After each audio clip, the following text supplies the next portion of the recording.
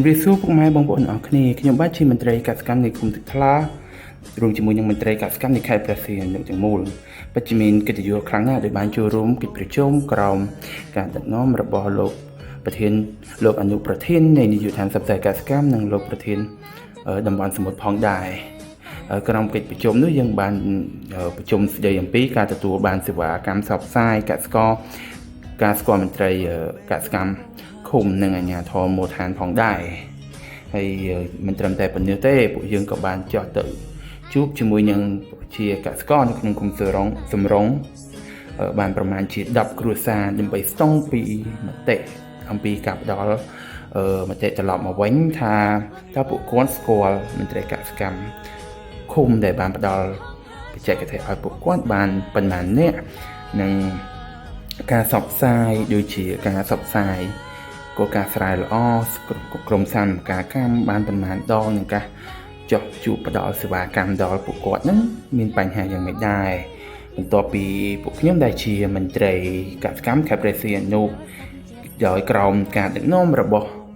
លោកអនុប្រធាននាយកដ្ឋានផ្សព្វផ្សាយកសិកម្មនិងលោកប្រធានតំបន់សមុទ្រផងដែរបានចាត់ទៅដល់ផ្ទាល់នោះបានបង្ហាញឃើញពី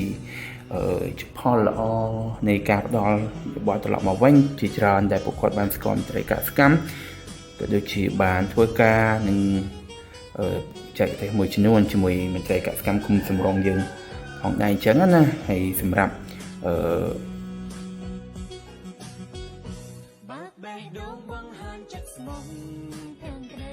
គឺយើងនឹងព្យាយាមការតម្រូវបន្ថែមទៀតអញ្ចឹងណាហើយវីដេអូនេះមានតែប៉ុណ្នេះទេអញ្ចឹងសូមជម្រាបលាបងប្អូនពុកម៉ែទាំងអស់គ្នា